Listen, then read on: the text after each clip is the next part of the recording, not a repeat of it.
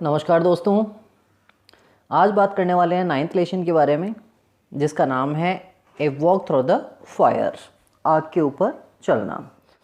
आपके इस लेसन के जो लेखक है वो एडी स्मिथ हैं। वो एक अंग्रेजी सोल्जर थे, सिपाही थे जो भारत में नियुक्त थे। उन्होंने भारत के अपने अनुभवों के बारे में इस लेसन में क्या किया है आपको बताया है। तो आइए शुरू करते हैं। द अदर इवनिंग, एक शाम को, आई वॉज शॉर्टिंग आउट, जब मैं व्यवस्थित कर रहा था या फिर छटनी कर रहा था द कंटेंट्स, उन चीज़ों की, ऑफ ए ट्रंक, जो एक किसी बक्से में थे, इन ए लॉफ्ट, जो किसी टान पर पड़े थे या लटान पर पड़े थे। तो एक दिन क्या था, लेखक अपनी पुरानी चीज़ों को ढूंढ रहा था और वो पड़ी थी एक टान के ऊपर जो कि किसी कमरे में थी और वो रखी हुई थी एक बक्से के अंदर। तो लेखक जब उनको देखता है, व्हेन आई केम अक्रॉस, और तब मेरा सामना हुआ, मुझे मिला, एन ओल्ड पेयर ऑफ खाकी ड्रिल स्लैक्स, एक पुराना जोड़ा जो कि खाकी रंग का था और जो ड्रिल, व्यायाम करते समय, स्लैक्स का तात्पर्य यहाँ पे पायजामा है, जो व्यायाम करते कि वो क्या किया जाता था, पहना जाता था। तो जब वो उस बक्से को चेक कर रहा था तो उसमें एक खाकी रंग का, उसे व्यायाम करते समय पहनने का पायजामा क्या होता है, मिलता है। A sooner of my army days, ये एक तरह का प्रतीक चिन्ह था जो मेरे सेना के दिनों की मुझे याद दिला रहा था इन इंडिया, जो मेरी नियुक्ति हुई थी कहाँ, भारत में। तो लेखक के बारे में मैंने आपको बता दिया, वो भारत में एक सोल्जर थे, ईस्ट इंडिया कंपनी की तरफ से, अंग्रेज़ों की तरफ से। तो एक दिन वो काफ़ी सालों बाद में जब अपने चीज़ों को देखते हैं तो उन्हें एक ऐसा पायजामा मिलता है जो वो पहनते थे कब, भारत में, जब वो क्या किया करते थे, व्यायाम किया करते थे तब। नथिंग अनयूजुअल इन दैट, हालांकि इस पायजामे की कोई अजीब बात मुझे पता नहीं है, आई सपोज, मेरा ऐसा मानना है, but this was rather special, लेकिन ये जो पायजामा था वो फिर भी क्या था, मेरे लिए कुछ अधिक विशेष था। पेयर ऑफ आर्मी, ये एक तरह का ऐसी एक चीज़ थी जो मुझे आर्मी इशू, जो सेना ने मुझे क्या की थी, दी थी।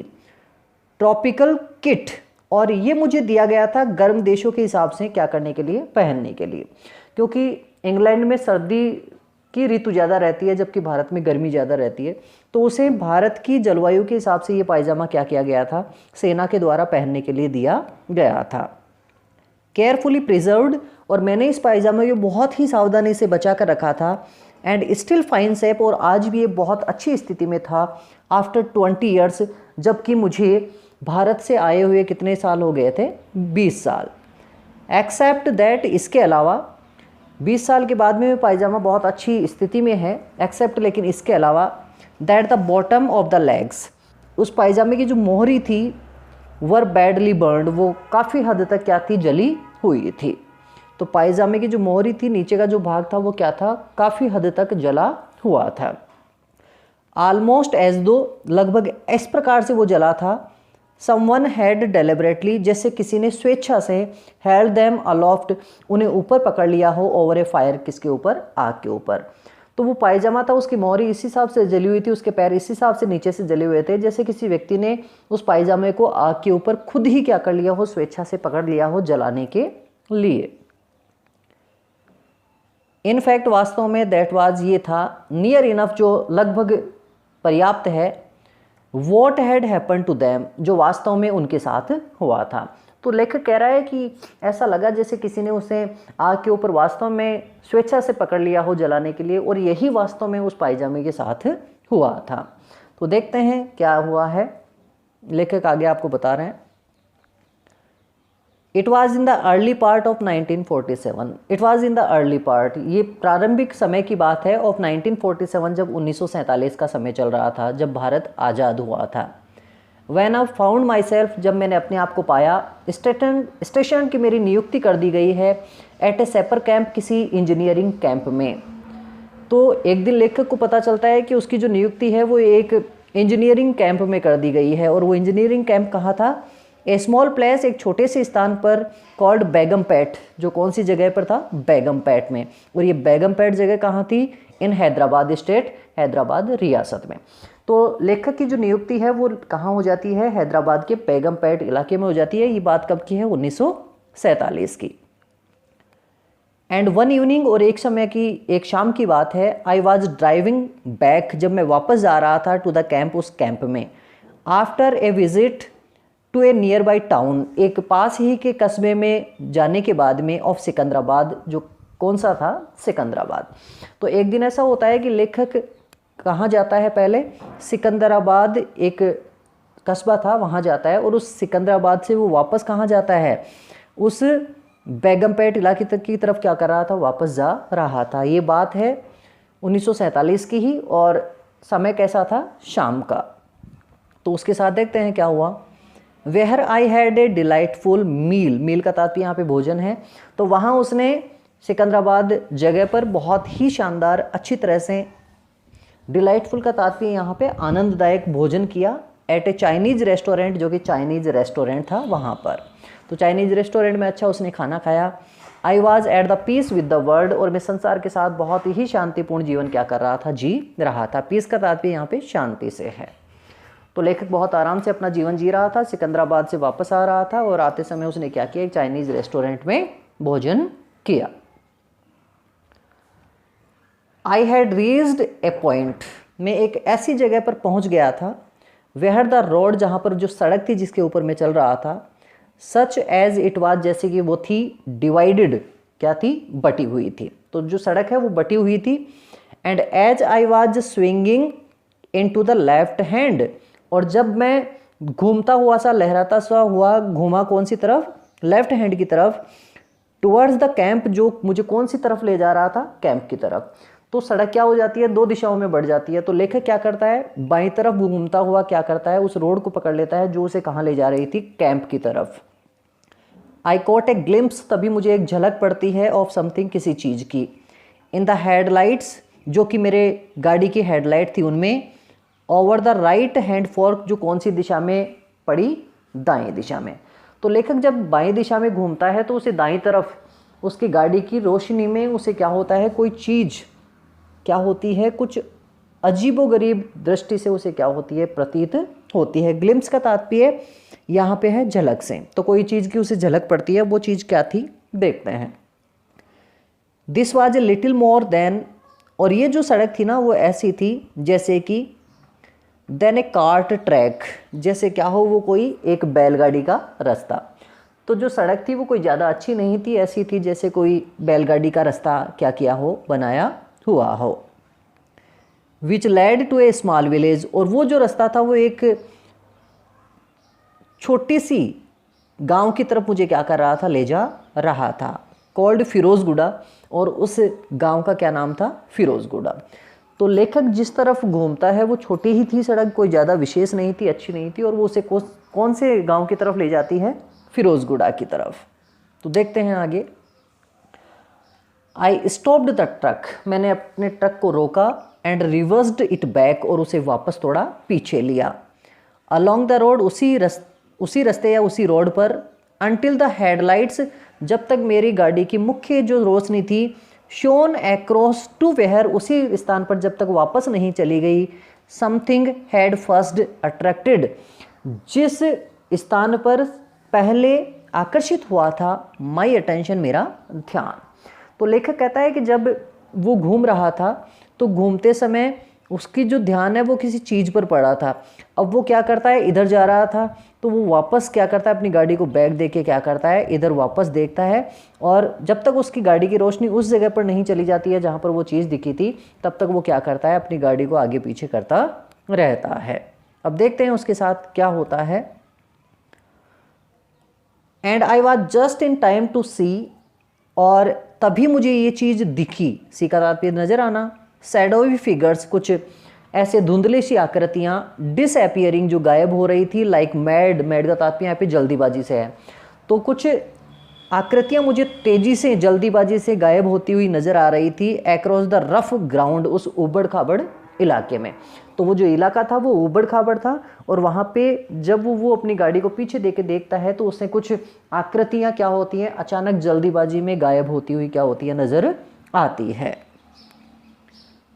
हु यूर देवर, वो कोई भी हो जो गायब हो रहे थे, देवर ऑब्वियसली इंटेंड, उनकी यही आकांक्षा थी, उनकी यही इच्छा थी, on putting as much as distance, कि वो ज़्यादा से ज़्यादा दूरी बना लें बिटवीन दैम सेल्वेज, उनके बीच में, एंड मी, और मेरे बीच में।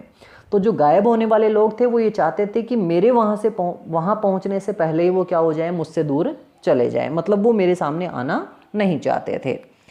And they could in shortest time, और ये भी वो करना चाहते थे कम से कम समय में, क्योंकि यदि मैं वहाँ चला गया, मैंने उन्हें देख लिया, तो शायद मैं उन्हें क्या कर पाऊँ, पकड़ पाऊँ। इस वजह से वो क्या हो जाते हैं, वहाँ से भाग जाते हैं। अब चाहे वो कोई भी हो, तो देखते हैं वो है कौन originally. So I let them get on, इस वजह से मैंने उन्हें उनका काम करने दिया, विद इट, इसके साथ, बिकॉज, क्योंकि आई कुड नाउ सी, क्योंकि अब मुझे पता चल रहा था, what appeared at first sight, वो चीज़ जो मुझे पहली दृष्टि में नजर आई, टू बी ए बंडल, वो एक गठरी सी मुझे लगी, ऑफ वाइट क्लोथिंग, जो किसी सफ़ेद कपड़े में क्या थी, लिपटी हुई थी, एंड ऑन द ग्राउंड, और किस पर पड़ी थी, ज़मीन पर। तो लेखक जब वहाँ जाकर देखता है तो कुछ आकृतियाँ तो उसे गायब होती हुई नजर आती है, लेकिन एक चीज़ उसे नजर आती है, वो एक सफ़ेद कपड़े में कोई लिपटी हुई क्या थी, एक गठरी थी, और वो गठरी कहाँ पड़ी थी, ज़मीन पर। But what on closer inspection, closer का तात्पर्य पास के इंस्पेक्शन यानी निरीक्षण पर, लेकिन जब मैंने उसका पास से क्या किया, निरीक्षण किया, टर्न्ड आउट टू बी, वो मुझे प्रतीत हुई, मुझे नजर आई, एन एल्डरली इंडियन, एक वृद्ध कौन, भारतीय। तो पहले तो उसे ये लगा कि शायद वो जो वहाँ पड़ी है वो कोई गठर है, कोई गांठ है जो किसकी है, कपड़े की, सफ़ेद कपड़े की, लेकिन जब वो उसके पास में जाकर देखता है तो उसे नज़र आता है कि वो कोई कपड़े की गांठ ना होकर क्या था, कोई एक वृद्ध भारतीय था। He was lying quite still, वो चुपचाप और बिना हिले डुले नीचे पड़ा था। And I feared the worst, और मुझे तो सबसे ज़्यादा भयंकर से भयंकर क्या होने लगी, आकांक्षा होने लगी। इसका तात्पर्य उसे लगा कि शायद वो आदमी क्या हो गया होगा, मर गया होगा। तो जो आदमी उसे लेखक को मिलता है वो एक वृद्ध आदमी था, वो ज़मीन पर पड़ा था, तो लेखक को लगता है कि शायद वो क्या हो गया है, मर गया है। But as I knelt down, लेकिन जैसे ही मैं अपने घुटनों के बल नीचे बैठा, बिसाइड हिम, उसके पास, ही ओपनड हिज आइज, उसने अपनी आंखों को क्या कर लिया, खोल लिया। तो वृद्ध आदमी पहले तो ऐसा लग रहा था जैसे मर गया, लेकिन जैसे ही लेखक उसके पास बैठता है वो अपनी आंखें क्या कर लेता है, खोल लेता है। हिज फेस वाज कवर्ड, और उसका जो चेहरा था वो सना हुआ था विद ब्लड, खून से। एंड इट वाज ऑब्वियस, और ये बिल्कुल स्पष्ट था, दैट समवन, कि कोई व्यक्ति had been doing a pretty thorough job, कि शायद कोई व्यक्ति बहुत ही भयंकर कार्य में लगा हुआ था। अब किस काम में लगा हुआ था, of putting the boot into him, boot का तात्पर्य जूते, और इनटू हिम का तात्पर्य उसे। तो ऐसा लग रहा था जैसे कोई व्यक्ति उसे क्या कर रहा हो, जूतों से क्या कर रहा हो, मार रहा हो, या फिर लातों से मार रहा हो। तो इस बात के निष्कर्ष रूप में हमें ये पता चलता है कि लेखक जब जा रहा था तो उसे जो चीज़ पहले नज़र आती है वो एक वृद्ध व्यक्ति था, ओल्ड मैन था, और वो ओल्ड था, इंडियन। और कुछ जो आकृतियां जो गायब होती हुई उस लेखक को नजर आती है, वो कुछ लोग थे जो क्या कर रहे थे, इस बूढ़े आदमी को क्या कर रहे थे, पीट रहे थे। इसी वजह से उस बूढ़े आदमी का जो चेहरा था वो क्या था, ब्लड कवर्ड था, खून से सना हुआ था। Not for the first time, ये कोई पहली बार नहीं था इन माई लाइफ, मेरे जीवन में। आई देन विस्ड, जब मेरी इच्छा रही हो, that I was a good soldier, कि मैं कोई अच्छा सैनिक बनूं। तो लेखक के कई बार मस्तिष्क में यह आया है कि मैं एक अच्छा सैनिक बनूं। हु ऑलवेज कैरिड, जो हमेशा लेकर चले, हिज फील्ड ड्रेसिंग किट, अपने हमेशा फील्ड में या फिर सेना के लिए, क्षेत्रों में जाने के लिए जो मरहम पट्टी है उसको। तो वो हमेशा ये चाहता था कि मैं एक ऐसा सैनिक बनूं जो हमेशा अपने साथ क्या करे, मरहम पट्टी वगैरह क्या करे, अपने साथ लेकर जाए। तो इस प्रकार से यदि मरहम पट्टी वो लेकर जाएगा तो वो किसी घायल की सेवा कर पाएगा, इस वजह से वो क्या होगा, एक अच्छा सैनिक बनेगा। वो ऐसा सोचता था। In the specially provided pocket, और वो जो किट है वो सामान्यतः रखा जाता था एक ऐसे जेब में जो प्रदान किया गया था, ऑफ हिज स्लैक्स, जो जेब किसका था, उसके पायजामे का। स्लैक्स की स्पेलिंग शुरुआत में आई थी, आपको पता है। तो एक अच्छा सैनिक वो होता है जो अपने साथ हमेशा क्या होता है, मरहम पट्टी या फर्स्ट एड क्या करता है, लेकर चलता है। Instead of usual tin of cigarettes, किसके बजाय, सिगरेट के पैकेट के बजाय। तो लेखक कहता है कि काश में ऐसा एक सोल्जर होता जो सिगरेट नहीं ले जाकर क्या करता है, कोई मरहम पट्टी साथ में लेकर चलता, लेकिन ऐसा नहीं होता था उसके साथ। But not being a good soldier, लेकिन मैं क्या नहीं था, एक अच्छा सैनिक नहीं था। I had to do the best, और मुझे सबसे अच्छा काम करना पड़ा। आई कुड, जो मैं कर सकता था, with a large pocket handkerchief, किसके साथ, एक बड़ी सी पॉकेट में रखी जाने वाली रुमाल के साथ। तो लेखक कहता है कि यदि मेरे पास मरहम पट्टी आज होती एक अच्छे सैनिक की तरह, तो मैं उस वृद्ध भारतीय व्यक्ति की क्या कर सकता था, कुछ मरहम पट्टी कर सकता था। लेकिन मैं एक अच्छा सैनिक नहीं था, इस वजह से जो मेरे जेब में जो क्या थी, एक जो हैंडकरचीफ थी, जो रुमाल थी, मुझे उसी से काम चलाना पड़ा। अब देखते हैं वो क्या करता है उस रुमाल के साथ। And when I had manage to clear, और तब मैंने ऐसा प्रयास किया, व्यवस्था की, टू क्लियर द ब्लड, की मैंने उसके खून को साफ कर दिया, फ्रॉम हिज फेस, उसके चेहरे से। आई कुड सी, जब मैंने उसके चेहरे से खून को साफ किया तो मुझे प्रत्यक्ष नजर आ रहा था, what that he was Indeed, कि वो वास्तव में ए वेरी ओल्ड इंडियन, एक बहुत ही वृद्ध क्या था, व्यक्ति था। तो जब वो उसके मुंह से खून को साफ करता है तो उसे दिखता है कि वास्तव में वो व्यक्ति भारतीय तो था, लेकिन था कैसा, बहुत ही ज़्यादा बूढ़ा। And I was beginning to get more, और मुझे ऐसा प्रतीत होने लगा, मुझे लगने लगा, दैट ए लिटिल वरिड, कि मुझे उसके बारे में अत्यधिक क्या होने लगी, चिंता। तो वृद्ध होने के कारण मुझे उसकी और भी ज़्यादा क्या होने लगी, चिंता होने लगी, क्योंकि जवान व्यक्ति होता तो हो सकता है कि वो उस मारपीट को क्या कर सके, सहन कर सके।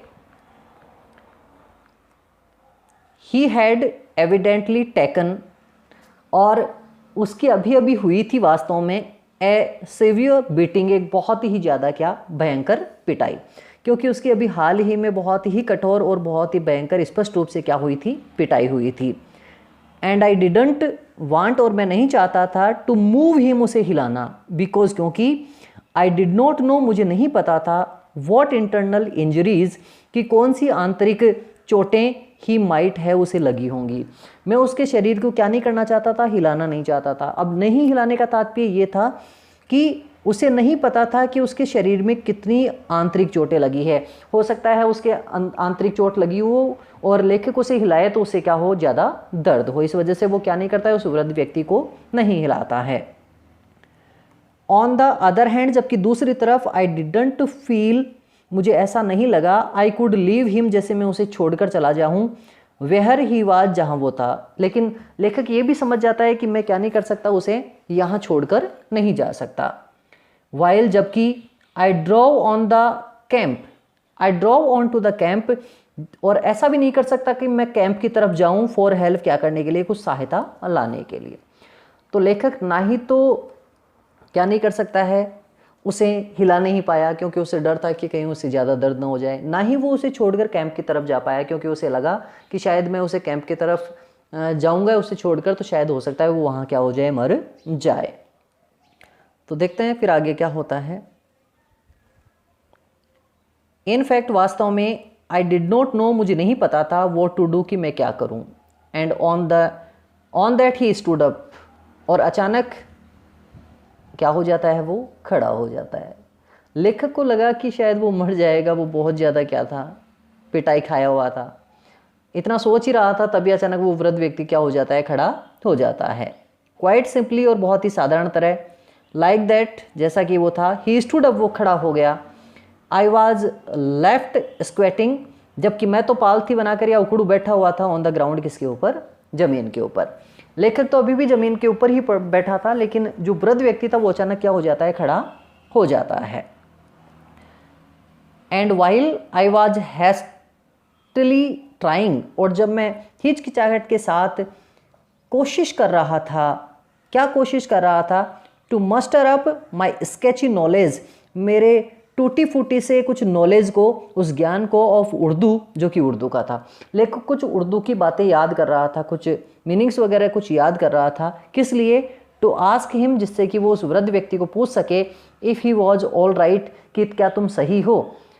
लेखक कुछ उर्दू की बातें याद कर रहा था जिससे कि वो उर्दू भाषा में उस वृद्ध व्यक्ति से, भारतीय से पूछ सके कि क्या तुम सही हो, क्योंकि भारत में उर्दू और हिंदी अक्सर क्या की जाती थी, बोली जाती थी। He gave me my second surprise, उसने मुझे क्या किया, अपना दूसरा आश्चर्य दिखाया। ऑफ द इवनिंग, उस शाम का।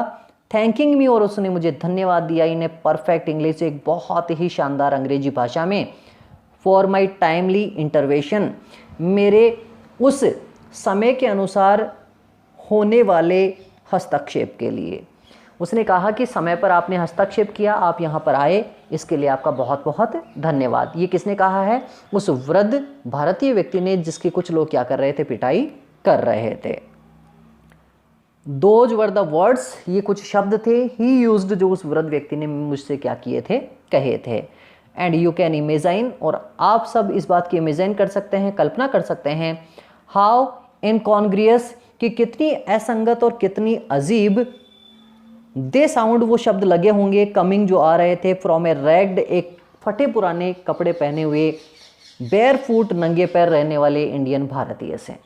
तो एक नंगे पैर रहने वाले और फटे पुराने चिथड़े कपड़े पहने हुए भारतीय व्यक्ति से यदि अंग्रेजी में ऐसी बात मुझसे कही गई हो तो मुझे ये बात वास्तव में बहुत कैसी लगी, असंगत लगी और अजीब लगी। और ये किसी भी व्यक्ति को ऐसा हो सकता था, लग सकता था। हुज वर्ल्डली पोजीशंस, जिसकी जो सांसारिक संपत्तियां हैं, सीम्ड, ऐसा लग रहा था, टू बी टाइड, जो बंधी हुई थी, इन द यूजुअल, उस सामान्य सी, मिस्टीरियस बंडल, उस रहस्यमयी गठरी में, समवेयर, जो कहीं थी, इन हिज धोती, जो उसकी किस्में थी, धोती में। तो उस वृद्ध व्यक्ति के पास एक अतिरिक्त धोती और थी, उस धोती में उसने कुछ बांध रखा था। इसी वजह से शायद उन चीज़ों को लूटने के लिए कुछ लोग उसे क्या कर रहे थे, मार रहे थे। तो लेखक को वो जो वृद्ध व्यक्ति है वो अंग्रेजी में क्या करता है, बहुत ही शानदार तरीके से क्या करता है, धन्यवाद देता है कि आप समय पर आए, इसके लिए आपका बहुत बहुत धन्यवाद।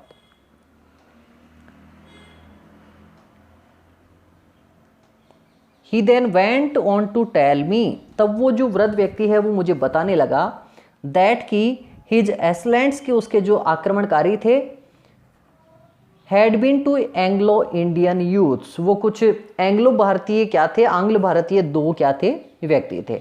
तो उस बूढ़े व्यक्ति को कितने लोग मार रहे थे, 2 लोग मार रहे थे। वो कौन थे, एंग्लो इंडियन थे।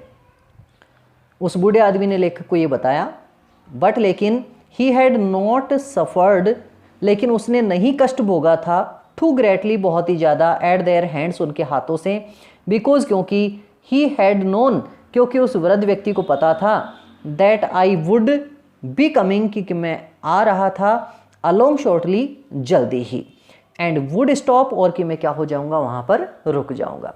तो उस बूढ़े आदमी ने लेखक को ये बताया कि मुझे ज़्यादा पिटाई सहन नहीं करनी पड़ी, क्योंकि मुझे पता था कि आप इस रास्ते पे क्या करने वाले हैं, आने वाले हैं, और आप यहाँ क्या करेंगे, आकर रुकेंगे और मुझे बचाएंगे। ये बात किसने कही है, लेखक को कही है, उस बूढ़े आदमी ने। And he had therefore covered, और इस वजह से उस बूढ़े आदमी ने ढक लिया था, हिज फेस, अपना चेहरा, विद हिज हैंड्स, अपने हाथों से, एंड प्रिटेंडेड, और उसने ऐसा बहाना बनाया, टू बी अनकॉन्शियस, जैसे वो क्या हो गया हो, बेहोश। तो बूढ़ा आदमी है, पिटाई खाते खाते बेहोश सा होने का वो बहाना करता है, और उस लेखक को कहता है कि मुझे पहले से पता था कि आप इस रास्ते से आएंगे और मुझे देखकर क्या करेंगे, रुकेंगे। तो ये बात अपने आप में अजीब है कि उस बूढ़े आदमी को पहले से कैसे पता चला कि वो लेखक उधर से क्या होने वाला है, निकलने वाला है और रुकने वाला है।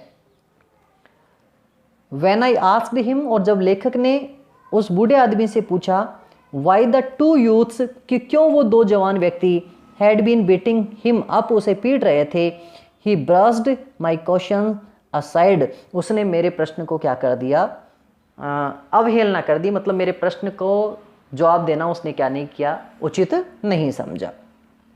सो इसलिए I didn't press the point, मैंने उस प्रश्न पर ज़्यादा दबाव नहीं दिया। तो लेखक उसे प्रश्न पूछता है ऐसा कि वो तुम्हें क्यों पीट रहे थे, लेकिन बूढ़े आदमी ने कोई जवाब नहीं दिया, इस वजह से लेखक ने भी कोई ज़्यादा दबाव नहीं दिया। आई देन आस्क्ड हिम, तब मैंने उसे पूछा, हाउ ही हैड नोन, कि उसे कैसे पता चला, दैट आई वुड कम, कि मैं आऊँगा, टू हिज रेस्क्यू, उसके बचाव के लिए। लेखक ने पूछा कि तुम्हें कैसे पता चला कि मैं यहाँ आऊँगा तुम्हें बचा लूँगा। बट द ओनली रिप्लाई, लेकिन वो जवाब आई गॉट जो मुझे मिला टू दिस क्वेश्चन, इस प्रश्न का वाज वो ये था। लेखक ने उस बूढ़े आदमी से पूछा कि तुम्हें कैसे पता चला कि मैं तुम्हें आकर यहाँ बचा लूँगा। तो उस बूढ़े आदमी ने देखो क्या जवाब उसे लेखक को दिया है। सम थिंग्स, कुछ बातें, आर नॉन, पता होती है, टू ऑल, सभी को, साहेब, हे साहेब। साहेब किसको कहा गया है? उस लेखक को, अंग्रेज सिपाही को। तो बूढ़ा आदमी कहता है कि कुछ बातें तो सबको पता होती हैं, others to only a few, लेकिन कुछ बातें केवल कुछ ही लोगों को पता होती हैं। और वर्ड्स ऑफ दैट इफेक्ट, यही उसका क्या था? जवाब था। तो लेखक को बूढ़ा आदमी क्या कहता है कि कुछ बातें तो सबको पता होती है, टू ऑल, सबको, लेकिन कुछ बातें ऐसी होती है जो केवल कुछ लोगों को पता होती है। और लेखक वहाँ आ रहा था, ये बात केवल किसको पता थी? उस बूढ़े आदमी को। आई वॉज ट्राइंग, में कोशिश कर रहा था, to work out a tactful way, एक ऐसा तरीका ढूंढने का, ऑफ आस्किंग हिम, जिससे मैं उसे पूछूं, हाउ, कि किस प्रकार से, ही केम, वो आया, बाई हिज एक्सीलेंट नॉलेज, अपने इस महत्वपूर्ण और आश्चर्यजनक ज्ञान के साथ, ऑफ इंग्लिश, इंग्लिश के। तो लेखक जो अंग्रेज था वो उस बूढ़े आदमी से ये भी पूछना चाहता था कि तुम भारतीयों को ऐसी शानदार अंग्रेजी कैसे पता है। लेखक ने उससे पूछने की आशा जताई। वैन ही स्टॉप्ड मी, लेकिन उस बूढ़े आदमी ने मेरी बात को बीच में ही काट दिया, इन माई ट्रैक्ट्स, मेरे कार्यों में, बाय रिमार्किंग, यह टिप्पणी करते हुए। लेखक ने पूछने की कोशिश की, लेकिन वृद्ध आदमी ने उसकी बात को बीच में ही काट दिया। और बीच में ही काटते हुए क्या जवाब दिया वो उस बूढ़े आदमी ने? तो बूढ़ा आदमी उस लेखक को क्या कहता है? How the body is covered, शरीर कैसे ढका हुआ है, इज ऑफ नो इम्पोर्टेंस, उसका कोई महत्व नहीं है, कंपेयर्ड, इस तुलना में, विद हाउ द माइंड, कि किस प्रकार से हमारा मस्तिष्क बिहेव्स, क्या करता है? व्यवहार करता है। तो बूढ़े आदमी ने ये कहा कि मैं फटे पुराने कपड़े पहने हुए हूँ, मेरे जूते नहीं हैं, चप्पलें नहीं हैं, इसका तात्पर्य ये मत समझो कि मुझे ज्ञान नहीं है। किसी व्यक्ति के कपड़ों को देखकर उसके ज्ञान की तुम क्या नहीं कर सकते? आकलन नहीं लगा सकते। जैसे कि अंग्रेजी में एक कहावत होती है, डोंट जज any book by its cover, कि किसी किताब का जो महत्व है उसके पृष्ठ को या ऊपरी आधार को देखकर हम क्या नहीं कर सकते? महत्व को निश्चित नहीं कर सकते। तो बूढ़ा आदमी यही कहता है कि शरीर किस कैसा है उससे फर्क नहीं पड़ता है, फर्क इससे पड़ता है कि मनुष्य का मस्तिष्क किस प्रकार से कार्य करता है। मोस्ट ऑफ हिज कन्वर्सेशन, उसका ज़्यादातर जो वार्तालाप था, वाज गोइंग ऑन, वो उस समय चल रहा था, वाइल, जब, I was giving him a lift, जब मैं उसे लिफ्ट दे रहा था, इन माई ट्रक, मेरे ट्रक में। तो ज़्यादातर उससे जो बातें मेरी हुई वो तब हुई जब मैंने उसे अपनी ट्रक में क्या किया है? बिठाया है या उसे लिफ्ट दी है। I had manage to get, और मैंने ऐसी व्यवस्था की कि मैं प्राप्त करूं, ए स्ट्रेट आंसर, एक सीधा सा जवाब, आउट ऑफ हिम, उससे। व्हेन आई आस्क्ड हिम, जब मैंने उसे पूछा, where he was headed for, कि वो कहाँ जा रहा था। तो लेखक उससे सीधा सा पूछता है कि तुम जा कहाँ रहे हो। तो वो क्या जवाब देता है? And as this turned out, और मुझे ये जवाब मिला, टू बी फिरोजगुड़ा, कि वो कहाँ जा रहा था? फिरोजगुड़ा। तो लेखक ने सीधे तरीके से पूछने का प्रयास किया कि तुम कहाँ जाओगे। तो उस बूढ़े आदमी ने कहा कि मैं कहाँ जाऊँगा? फिरोजगुड़ा में। Which was not far out, जो ज़्यादा दूर नहीं था, ऑफ माई में, मेरे रास्ते से। तो लेखक भी उसी रास्ते के आसपास था। लेखक ये कहना चाह रहा है वो कोई ज़्यादा उस रास्ते से दूर नहीं था। आई हैड इन्वाइटेड हिम, और मैंने उसे, बूढ़े आदमी को आमंत्रित कर दिया, टू हॉप इन, कि तुम बैठ जाओ उछल कर, एंड ट्रेवल, और यात्रा करो, इन कंपेरेटिव कंफर्ट, उस तुलनात्मक आरामदायक स्थिति में, एट द एक्सपेंसेस, जो खर्चा होगा, ऑफ द ब्रिटिश आर्मी, किसकी? ब्रिटिश आर्मी के। तो लेखक ये कहना चाह रहा है कि मैंने उसे आमंत्रित किया मेरे ट्रक में, उस ट्रक में जो कि किसकी संपत्ति थी? ब्रिटिश आर्मी की। और ब्रिटिश आर्मी के खर्चे पर तुम क्या करो? इस ट्रक में बैठकर मेरे साथ क्या करो? यात्रा करो, आरामदायक यात्रा करो। ऐसा उस लेखक ने उस वृद्ध आदमी को क्या किया है? लिफ्ट देने के लिए उसे इन्वाइट किया है। तो ये आपके इस लेसन का फर्स्ट पार्ट है।